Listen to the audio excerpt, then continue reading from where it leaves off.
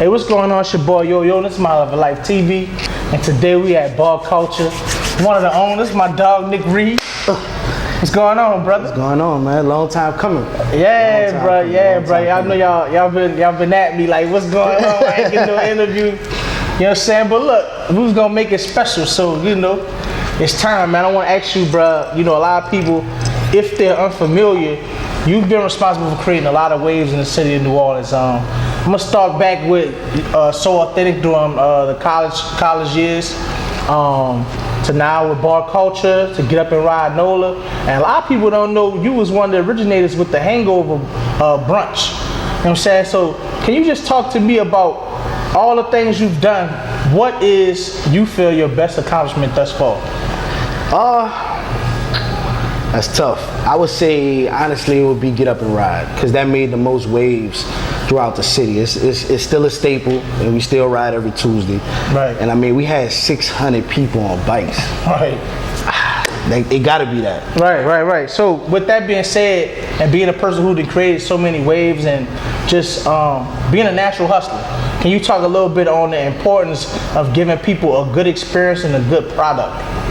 Oh, that's bar none. The experience is what comes first to me. Like, sometimes you could take a L on certain things, but you want to make sure people leave and they want to come back to whatever you're doing. Your name is your name. That's in any aspect of life. So just to know that whenever someone says your name, they know that comes with a dope experience. That's beautiful. Right. So, talking on the bikes, what actually sparked the idea of doing Get Up and Ride NOLA and creating it into a company? Honestly, it was just, for me and my business partner Blake, just a therapeutic getaway from the everyday life of what we were doing, as far as we both was doing stuff in the entertainment industry. And it was kind of like Tuesday was our industry night, where we felt like we could go out and ride and be active. And we never thought in a million years it would grow to be what it became, because we only was looking at it like a club. Like, we wanted to make like a little club. It never was supposed to be business. The city and just people kind of just made it that, because the product became so overwhelming that they just wanted to buy it. They wanted to rent bikes, so we had to provide bikes. They wanted to do tours on the weekend instead of just doing the Tuesday ride, so we started doing tours on the weekend. So they kind of dictated to us, you know, what the next step was. Right. Or why it became what it became. It was never, I mean, I actually fought against it for the first 6 months. You know, when we was about to get our LLC and get the lawyer involved and start doing paperwork, I'm like, man, I want to keep this as just fun as possible, because I felt like the nostalgic feeling that it gave us, just riding bikes in your city like you're a kid, but downtown, and we doing bar stops and you know, we got music playing and whatnot. I never wanted that to become anything else, but I mean, I love it. I love the fact that other people get to enjoy what we put out there. Right. So, well, I'm pretty sure City of New Orleans is glad that you got on board with making it official business. Yeah. So I wanted to ask though, right now the culture in New Orleans, riding bikes is a huge thing. Can you speak a little bit on, do you preach to the larger crowds and stuff that come with you about the safety in it all, like as far as respecting drivers, respecting y'all on bikes, and the bikes respecting the drivers and things like that? All right, see, the funny thing is, when we first started, there was a huge rift between the people that was biking and the cars, because the city wasn't ready for it yet. They wasn't ready for, like, you know, the big city New York type vibe, where there's a lot of people commuting. So people would blow their horn at us. I get nasty messages on Facebook or Instagram after we have a ride on a Tuesday. And, you know, next time I'm gonna hit you guys and all this other type of stuff. That's crazy. We done had police called on us, and all we doing is riding bikes, bro. We riding the bikes in our city, and 9 times out of 10 is people that's probably gentrifying the city that's really calling the police on us, you know. And we went through all these obstacles, and of course we had to preach to people that, look, at the end of the day, we black, and they gonna try to get rid of us if we don't do this right. We had to make sure it stays safe, because we wouldn't want to be on the news, because then it would be shut down completely. But you know, over the years, I'm happy to say that we might have only had 1 or 2 incidents where, you know, a car might have tapped somebody that was riding on the bike and they went to jail because they were drunk driving and they was just doing too much.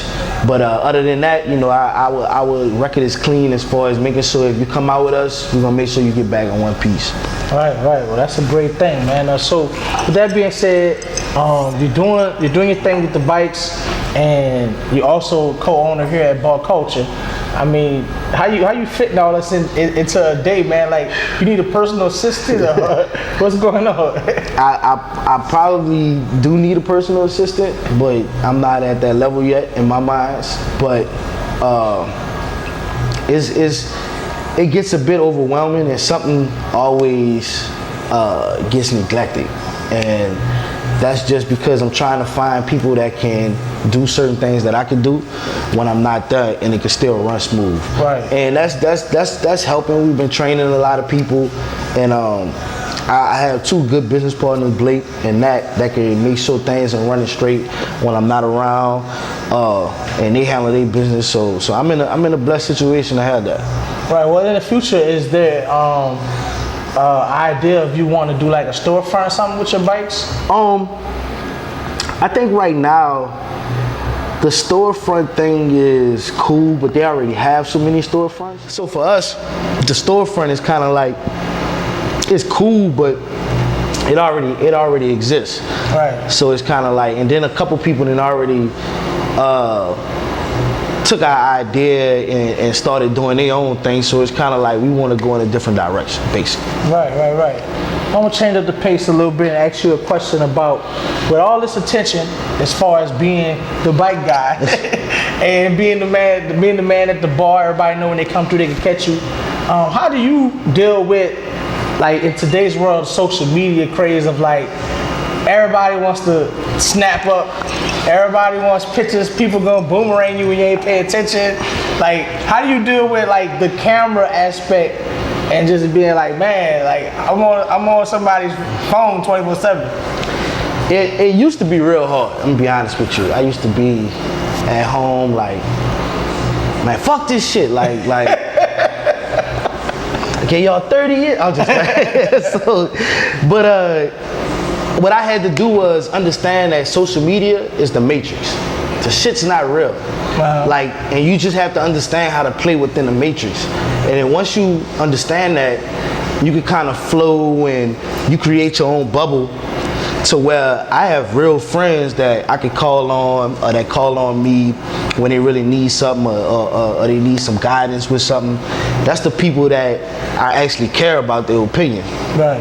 The motherfuckers on social media, it is what it is. Half the time when I go on social media, if it don't pop up on my page when I first like click the Instagram button, I'm not gonna see it anyway, because I can't let that pollute my mind. Because I'm not gonna lie to you, even the strongest man in the world, I think if Jesus was around and there was social media, he'll have temptations. I mean, look at it, like look at everything you pulling up on your phone. Like, it's temptations all day long. And it's shit that can distort your mind, give you an opinion. Like, one minute it's Gucci, next minute, oh, we not fucking with Gucci. Well, we all fucking with Gucci. Right. Like, I mean, fuck, I stopped wearing Gucci back in 2009. I mean, just to put that out there, like, fly niggas don't really wear Gucci like that no more. I mean, it might get a piece or two, but I'm just saying that to say, you pick your own wave. Whatever you want to do, it don't matter. The social media is there to enhance it and help out. It's a lot of good points with social media, for sure.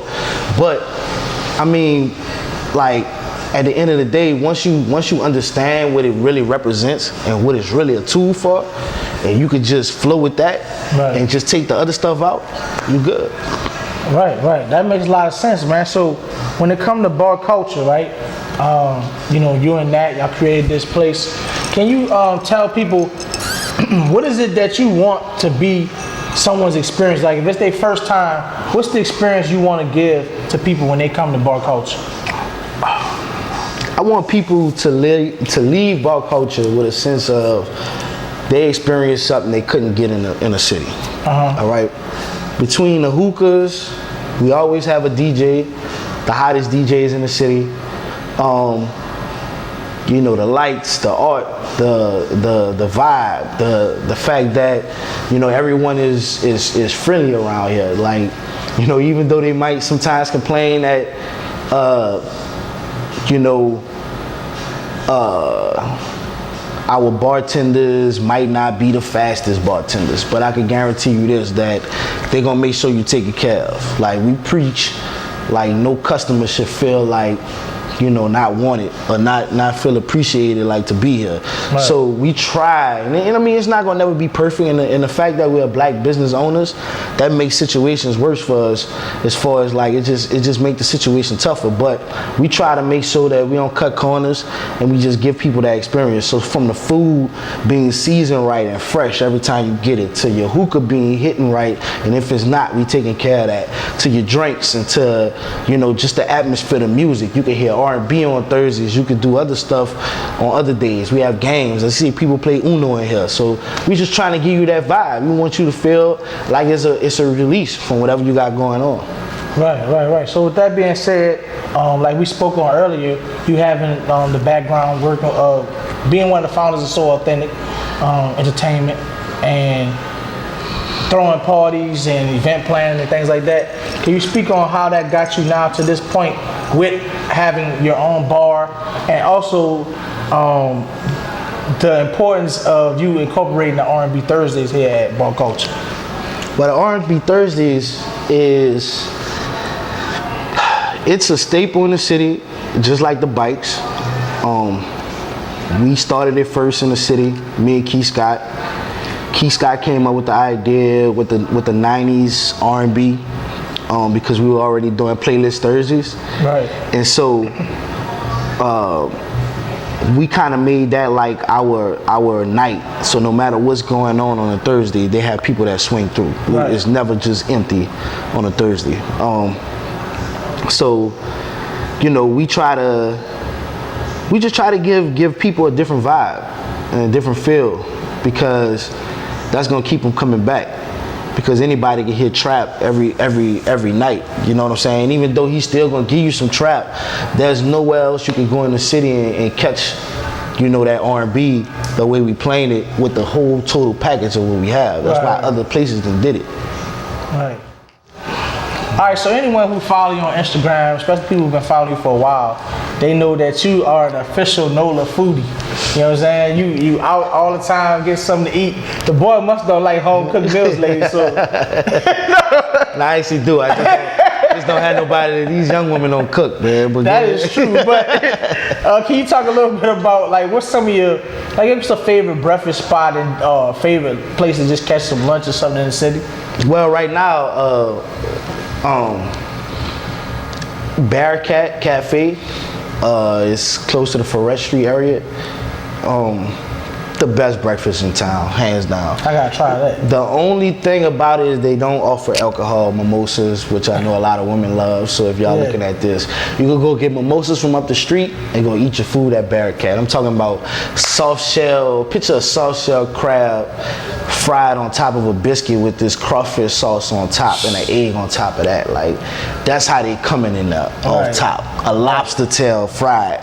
Call that thing a lobster daddy. Like, it's official. But it excites me when I find good food and I throw people on it and they text me like, yo, that was dope. Dude might hit me and be like, yo, I want to take my girl and my wife out for our anniversary, man. Give me a spot. And I tell him and he be like, man, she was digging that shit. I'm like, yeah, that's love. I like that. I just like to see people, you know, living, like just having fun.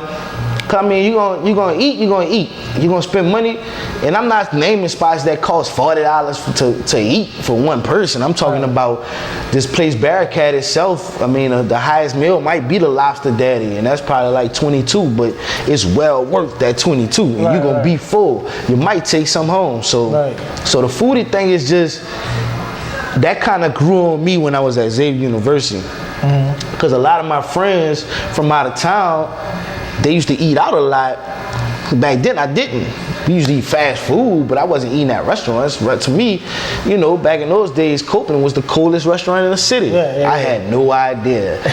Like, that shit is like a fast food chain damn near, like when you talk about restaurant terms. Not saying it's poo, just saying that that's some of that shit is pre-cooked, pre-prepared, frozen. You know, I already know that game. But, you know, when we talking about some of these other spots that you can find, they got a lot of hidden gems in the city. So why not take advantage of it? Like, if you in this city and you live here, unless you're a fire cook yourself, they got nothing but good food out there. I mean, Willie Mays is my favorite. You know, I go eat fried chicken from Willie Mays. Because of him, I just started going 10:30, 11 o'clock in the morning. Shout out to Perk. You know. Well, look, since like you saying, you gotta have good food, so it's only right you had to have good food here at Bar Culture. You have a lot of different people come through do different food items. But y'all known right now for the fish place, man. So speak on that on the fish at Bar Culture. Well, the homie Steve, he the mastermind behind the fish. A lot of people, you know, claiming it's the best fish in the city. That's no disrespect to anyone else. But if you ever have a chance, y'all need to come check that out. The homie Steve. He also cooks some other stuff real well. But that's like his thing. Everybody know the fish. And I mean, we done had a couple chefs like Chef KC that's been on One Chop. He come do his famous turkey burgers with crawfish sauce on top. We've had Chef Gabe. We have a lot of people that came. Man, my girl Crazy Waffles. Yeah, Crazy Waffles. I be loving that shit. You know what I'm saying? My partner Aaron, he does his thing. He got his own NOLA beverage now. So, and the thing about us at Bar Culture, in any aspect of whatever I'm a part of, if you doing your thing, I'm gonna try to help put you on or whatever. And I'm not saying I put these people on. All I'm saying is I'm gonna give you a place where you come do your thing, and I'm gonna promote it.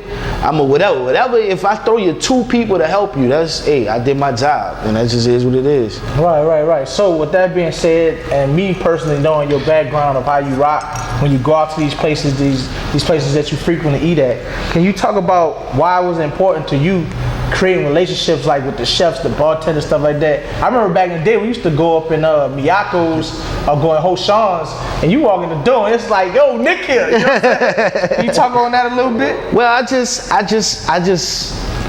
that vibe. I don't like going anywhere where I don't build up a rapport with people. Like, I want to know, am I comfortable here? If you know, you know, these people touching my food, touching my drinks, you know, so I wanna know who they are and build up. And I'm just naturally a cool dude, you know, once you get to know me, like, so at the end of the day, like, we gonna build up that and over the years. I mean, plus when somebody come and spend money with you, eventually they gonna have to be like, yo, like, I mean, that's from Saks to Hoshan to my man Joe at Mint. Hell, some of these people we even hired at the bar after building up a relationship with them. So it's just everything in life about relationships, and I just like to have positive ones around me, and I try to, you know, keep the negative ones at a hand distance, but I still acknowledge them. Right. So with that being said, you know, speaking a little bit about getting to know you, well, people get to see on your gram that you're a fashionable dude. You know what I'm saying? But people don't. Some people might not know that you love your sports. You're a big LeBron fan. Some people might not know that like Jay-Z is that boy. Oh no, it's God. You know what I'm saying? So that's God. Like, how you feeling right now, real quick? How you feel about LeBron? Like he ain't gonna make the playoffs, bro? Look, I might not even watch the playoffs. That's real talk. I fuck with LeBron that heavy and that tough. But look, at the end of the day, my whole thing with LeBron and I go on and on. So I'm gonna just say this: LeBron, Obama, and Jay-Z are the 3 illest black brothers I've seen walk the face of the earth. They got other people that probably was on that list, but they might have got caught up in some stuff like, you know, like Bill Cosby, you know, with the whole thing, like, I gotta take him off. You know what I'm saying? Certain situations. These brothers have been professional role models to us.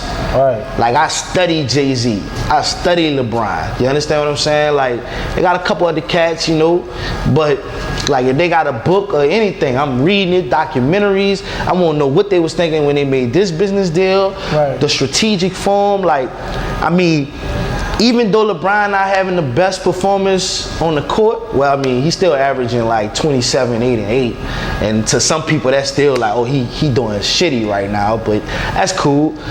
What he's doing off the court right now, man, like, this dude is telling y'all, I'm not waiting. Y'all keep trying to tell LeBron what he needs to do or how he needs to do it because of MJ or this cat.